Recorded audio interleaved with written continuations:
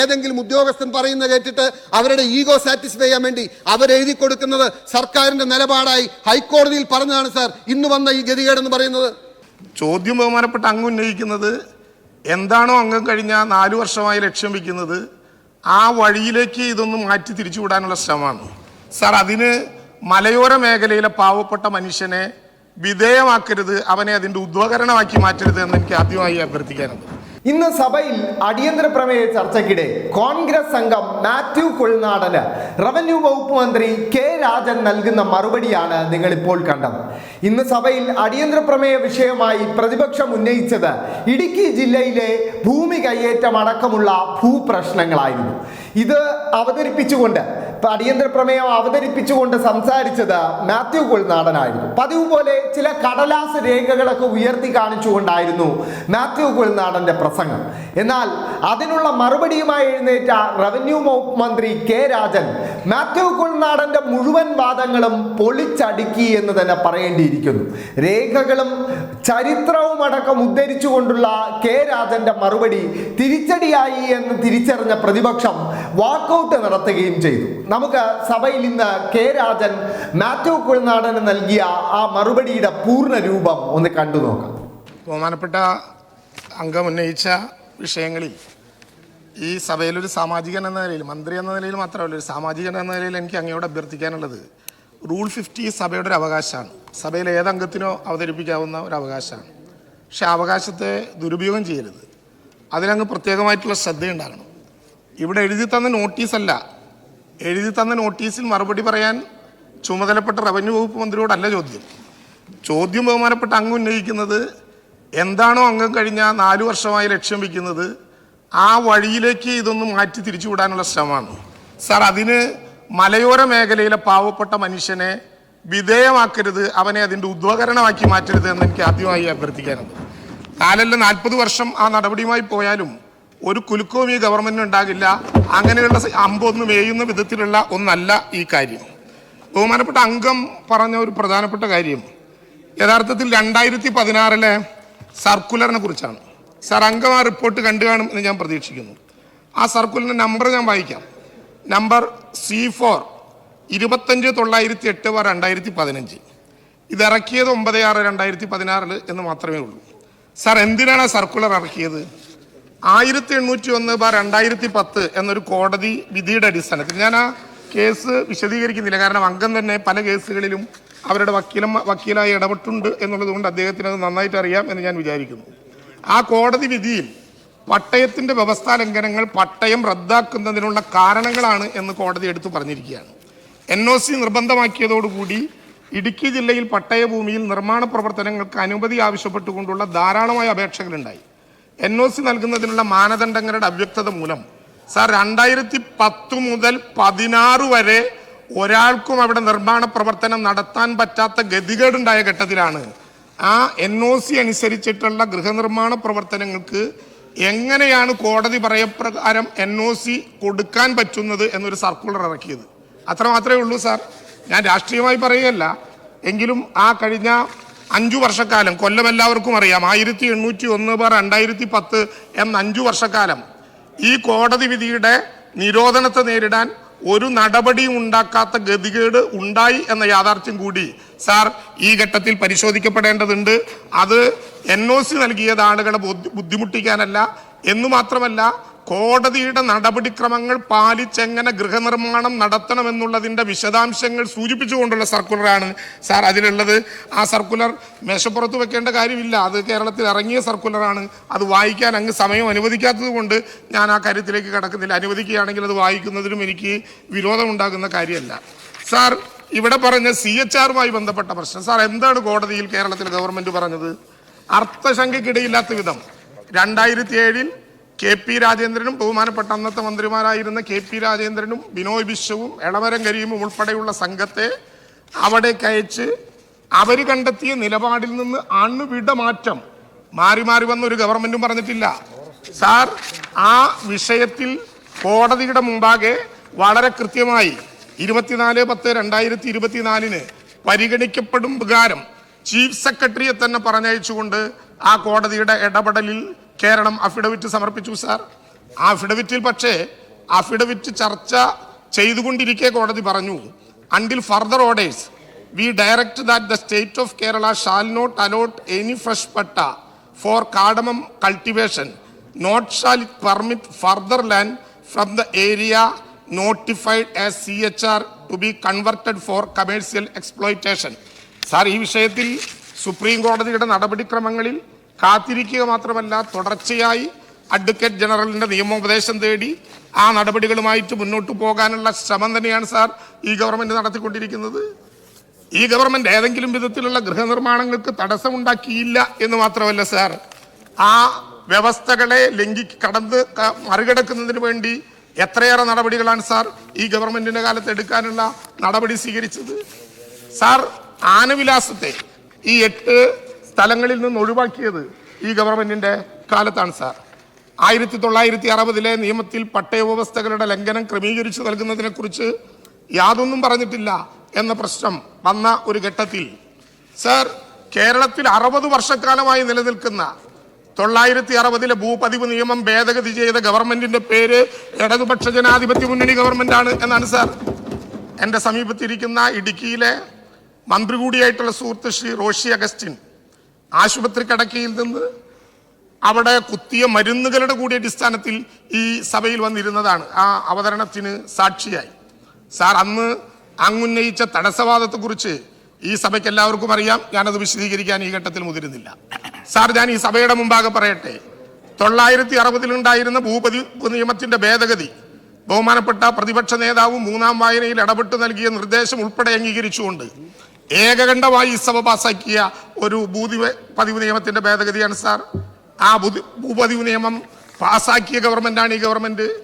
അതുമായി ബന്ധപ്പെട്ട് നേരത്തെ ഞാൻ വിശദീകരിച്ചതുപോലെ ചില സാങ്കേതിക പ്രതിസന്ധികൾ നിലനിൽക്കുന്നത് കൊണ്ട് അതിലേതെങ്കിലും വിധത്തിലുള്ള കാലതാമസം ഉണ്ടാവുകയല്ല, വിശദമായിട്ടുള്ള നിയമ പരിശോധന നടത്തിക്കൊണ്ട് വേണം മാത്രം ആ കാര്യത്തിൽ ആവശ്യമായ നടപടിക്രമങ്ങൾ എടുക്കാൻ പാടുള്ളൂ എന്നുള്ളത് കൊണ്ടാണ് ചട്ടഭേദഗതിക്ക് ഇത്തിരി കാലതാമസം ഉണ്ടായത്.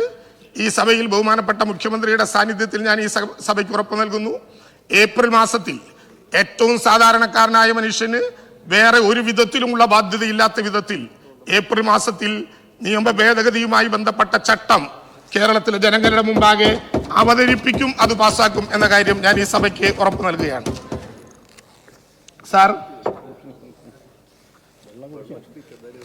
സാർ, എത്ര പട്ടയ പ്രശ്നങ്ങളാണ് ഇടുക്കി ജില്ലയിൽ ഇപ്പോൾ പരിഹരിക്കുന്നത്? ബഹുമാനപ്പെട്ട അംഗങ്ങൾ അറിയുന്നുണ്ടോ എന്ന് എനിക്കറിയില്ല.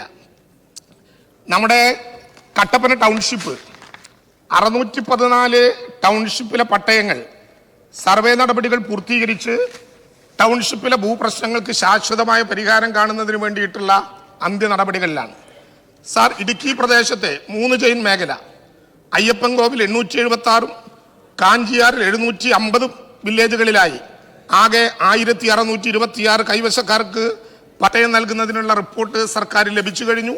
4ാം വാർഷികവുമായി ബന്ധപ്പെട്ട പട്ടയമേളയിൽ നമുക്കത് വിതരണം ചെയ്യാനാകും.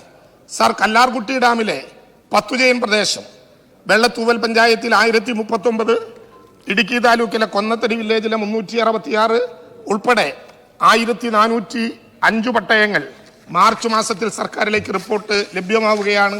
ഏറ്റവും വേഗത്തിൽ നമുക്കത് പരിശോധിക്കാം. സാർ, നീലക്കുറിഞ്ഞി സാങ്ച്വറി ഇതുമായി ബന്ധപ്പെട്ട് ദേവികുളം സബ് കളക്ടറെ സെറ്റിൽമെന്റ് ഓഫീസറായി നിയമിച്ചു. ജില്ലയിൽ ഒരു ആക്ഷൻ പ്ലാൻ തയ്യാറാക്കി അവിടെ ഓഫീസ് അടക്കമുള്ള നടപടിക്രമങ്ങളിലേക്ക് കടന്നു. സാർ, മാങ്കുളത്തെ മിച്ചഭൂമി വിതരണം 8 ബിറ്റുകളിലായി 1016 കൈവശക്കാർക്ക് പട്ടയം നൽകുന്നതിനായി വനവും റവന്യൂവും കൈവശ ഭൂമികൾ വേർതിരിച്ച് അവ നൽകുന്നതിനുള്ള സർവേ നടപടികൾ ആരംഭിച്ചു. സാർ, KDH വില്ലേജിലെ കുറ്റിയാർ വാലിയിൽ ഡിജിറ്റൽ സർവേ ആരംഭിച്ചു എന്ന് മാത്രമല്ല അതിവേഗം അത് പൂർത്തീകരിച്ചു പട്ടയം കൊടുക്കാനുള്ള നടപടിക്രമങ്ങളിലേക്ക് നാം കിടക്കുകയാണ്. സാർ, കരിവണ്ണൂർ പ്രവർത്തിക്കുന്ന ഭൂപതിവ് ഓഫീസിൽ നിലനിൽക്കുന്ന 10,000-ലേറെ അപേക്ഷകൾ ഈ ഗവൺമെന്റ് പാസാക്കിയ 2020/2020 എന്ന ഗവൺമെന്റ് ഉത്തരവിലൂടെ 10,000-കണക്കിന് വരുന്ന അപേക്ഷകൾ നമുക്കറിയാവുന്ന പോലെ ഉടുമ്പന്നൂർ, വണ്ണപ്പുറം, വെള്ളിയാമറ്റം, അറക്കുളം, നെയ്യശ്ശേരി ഈ വില്ലേജുകളിലെ ജനങ്ങൾക്ക് പ്രയോജനപ്രദമാകുന്ന വിധത്തിൽ ഈ ഗവൺമെന്റിന്റെ കാലത്ത് കൂടുതൽ സർവേയർമാരെ നിയോഗിച്ച് ഇടുക്കിയിൽ MLA-മാരുടെ അഭിപ്രായ പ്രകടനത്തിന്റെ അടിസ്ഥാനത്തിൽ അത് പൂർത്തീകരിക്കാനുള്ള നടപടിക്രമങ്ങളിലേക്ക് കിടക്കുകയാണ്. സാർ, ചെറുതോണി ഗാന്ധിനഗർ കോളനി 250 കൈവശക്കാരുടെ പ്രശ്നം മാർച്ച് മാസത്തിൽ റിപ്പോർട്ട് കിട്ടും.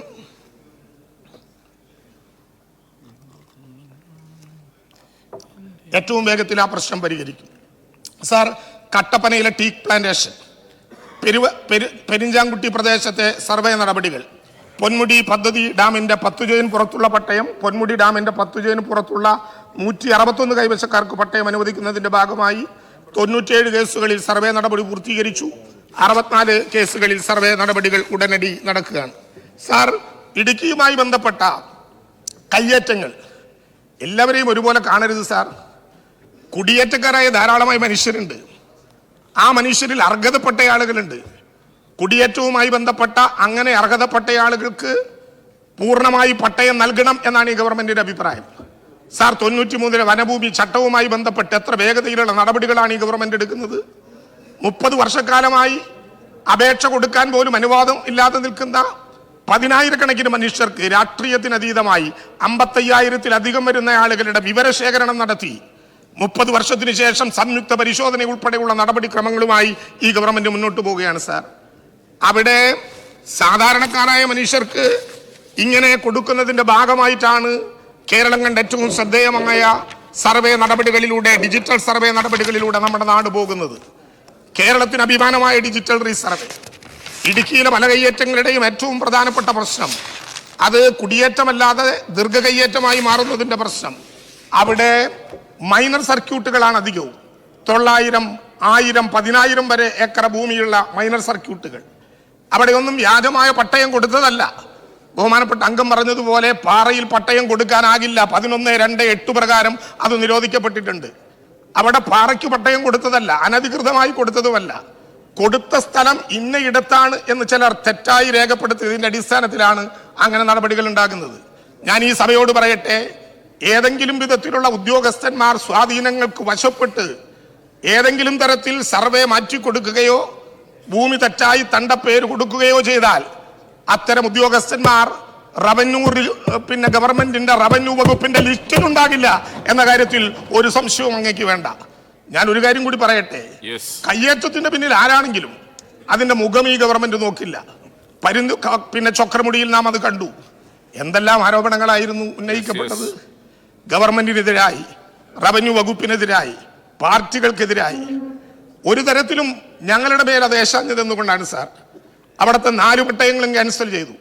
13.9 ഏക്കർ ഭൂമി സർക്കാർ ഏറ്റെടുക്കുകയാണ്. കയ്യേറ്റങ്ങളില്ല എന്ന് ഞാൻ പറയുന്നില്ല. ആ കയ്യേറ്റങ്ങൾ തുടർച്ചയായ അന്വേഷണത്തിന് വിധേയമാവുകയാണ്. ആ കയ്യേറ്റങ്ങൾ അന്വേഷിക്കുന്നതിൻ്റെ ഭാഗമായി എവിടെയെങ്കിലും കുറവ് കണ്ടിട്ടുണ്ടെങ്കിൽ കൃത്യമായ നടപടികളെടുത്ത് ആവശ്യമായ ഹിയറിംഗ് നടത്തി എല്ലാ വിധത്തിലുള്ള സംവിധാനങ്ങളോടും കൂടി അത്തരം കയ്യേറ്റങ്ങൾ ഇല്ലായ്മ ചെയ്യാനുള്ള ശക്തമായ നടപടി തന്നെ കേരളത്തിലെ ഗവൺമെന്റിന്റെ ഭാഗത്തു നിന്നുണ്ടാകും എന്ന് ഞാൻ ഈ ഘട്ടത്തിൽ അറിയിക്കാൻ വേണ്ടി ആഗ്രഹിക്കുകയാണ് സാർ.